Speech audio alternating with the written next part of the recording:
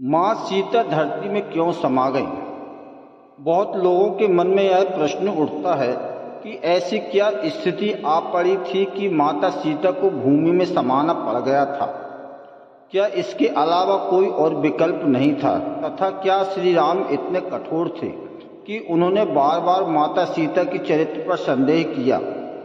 आज हम आपको इन सभी प्रश्नों के उत्तर देंगे तथा बताएंगे कि आखिर क्यों माता सीता को भूमि में समाना पड़ा। इसके लिए सबसे पहले आपको राजधर्म क्या होता है तथा इसकी क्या परिभाषा है, इसके बारे में जानना आवश्यक है। एक राजा प्रजा से बनता है तथा राजा का यह उत्तरदायित्व होता है कि वह हमेशा प्रजा हित में ही कोई निर्णय ले।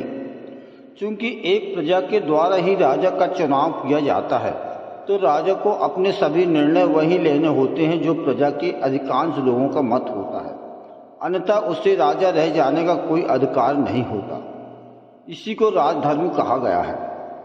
जब लव कुश बड़े हो गए तब वे दोनों अपने गुरु वाल्मीकि के आदेशानुसार अयोध्या में गए तथा सभी को रामायण कथा सुनाई। अंत में उन्होंने राज दरबार में स्वयं को श्री राम तथा माता सीता का पुत्र बताया। इसके पश्चात अयोध्या की प्रजा के द्वारा इस पर प्रश्न चिन्ह लगाया गया। श्री राम ने जब यह सुना तो लोक मत को ध्यान में रखकर उन्होंने सीता को स्वयं यहाँ आकर इसका प्रमाण देने को कहा तथा अपनी शुद्धता की शपथ लेने का आदेश दिया। माता सीता ने जब यह सुना तो उनका मन कुंठित हो गया। इतने वर्षों से अयोध्या की प्रजा के मत को ध्यान में रखकर वे वन में रह रही थी तथा इसके पश्चात भी उनकी शुद्धता का प्रमाण मांगा जा रहा था।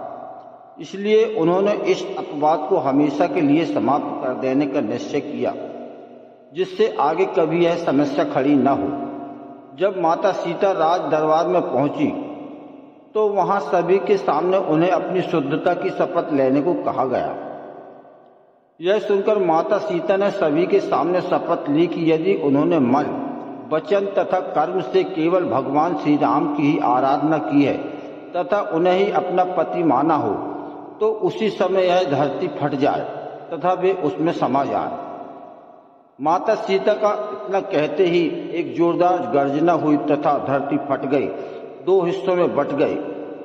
उसमें से धरती माँ अवतरित हुई तथा माता सीता को अपने साथ लेकर चली गई। इस प्रकार माता सीता ने स्वयं के लिए उपजे इस विवाद को हमेशा के लिए शांत कर दिया और वो हमेशा हमेशा को धरती में समा गई। यह थी पतिव्रता माँ सीता की कहानी। नमस्कार। वीडियो अच्छा लगा हो तो चैनल को सब्सक्राइब करें। आपका बहुत बहुत धन्यवाद।